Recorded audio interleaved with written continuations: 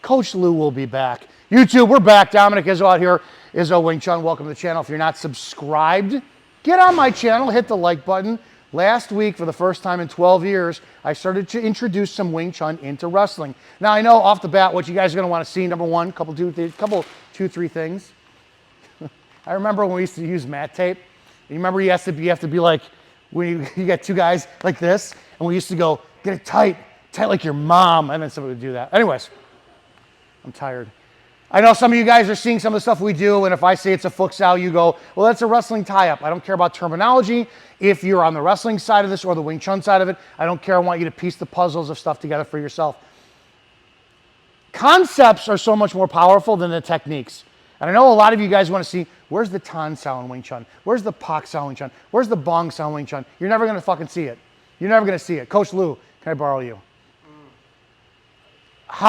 This is how I train forever. You can get in your wrestling stance. Guys, shut the fuck up. It's not going to happen in Wing Chun, right? So we're going to use our concepts and principles for it.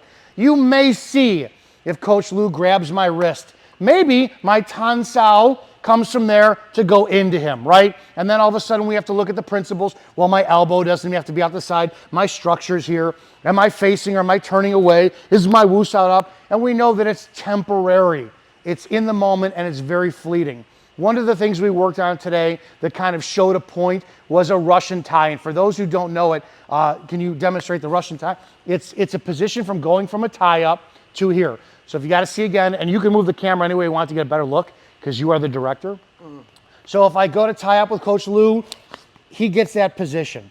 So how are some things from Wing Chun that we can use for our advantage? How about sensitivity, relaxation, facing, and then attack the attack? Let's look at 4 principles. Number 1 would be sensitivity. So if I go to tie up with Coach Lou and he does it and I tense up, I'm going to tense up again from the beginning. Okay? I'm here, I'm tense up, I'm fighting him. If I'm sensitive from my chi sao and I'm relaxed, I go with it. Just go with it. I'm coming up. I go with it.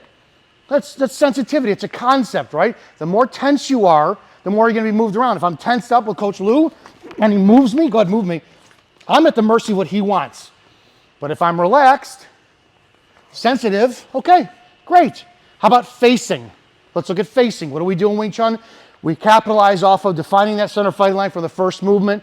You know, you said that everywhere that lives around this position, that's your war zone.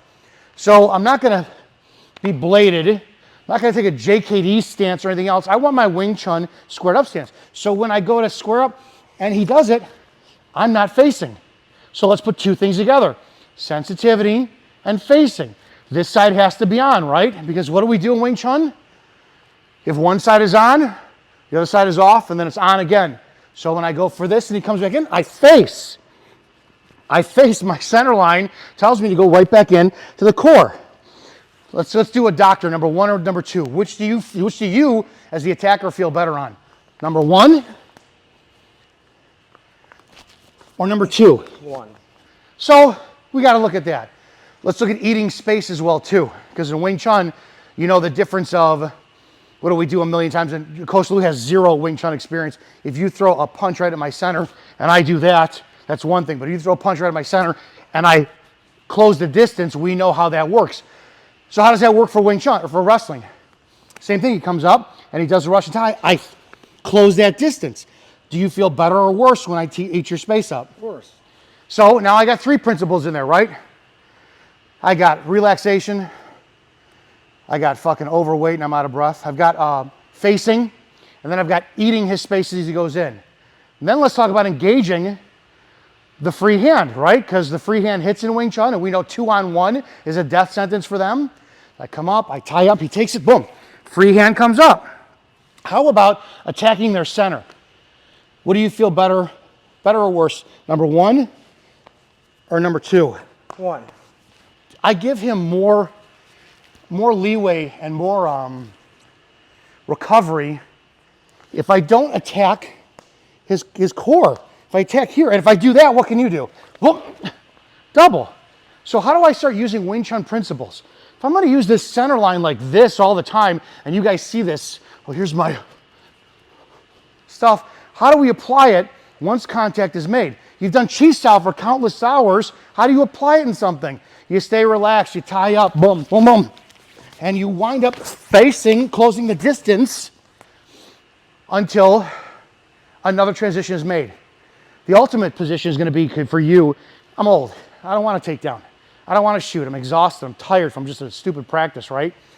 But it puts me in a better position to counter what Coach Lou does for what do you call it, for anti-takedown. So hold this for a second. I just want to counter shots. Take free shots. So I'm going to apply some stuff. I'm going to apply relaxation, facing and closing a distance and see how I fare. We haven't done this. You know, Coach Lou and I'm clearly fatter than him. Clearly, what do you weigh? 185. I'm 235. So I got you by 50 pounds at least. We're not going to go takedowns. He's just going to go for a shot. That's it.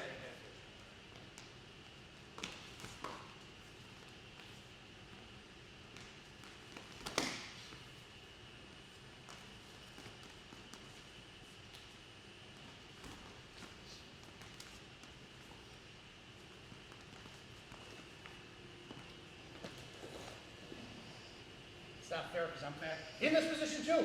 Here. I'm telling you exactly what I'm doing because I can feel this. I didn't think about this. I'm jump sowing. Normally what do? We sprawl, we go back. You in a good position here? How do you feel now? Not good. I'm driving my jump sow into his spine.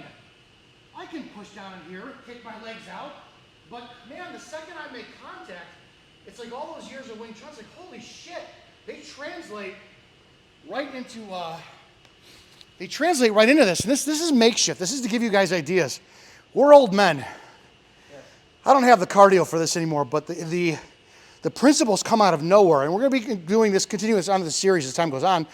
But I want you to start thinking, okay, I've done Wing Chun for God, how many years? How do I apply it?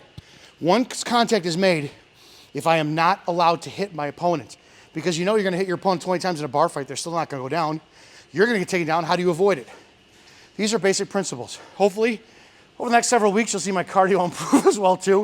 And I'll be down to about 210 in a couple weeks. Guys, that's it. Subscribe to the channel. I'm going to go die now. See you in the next video.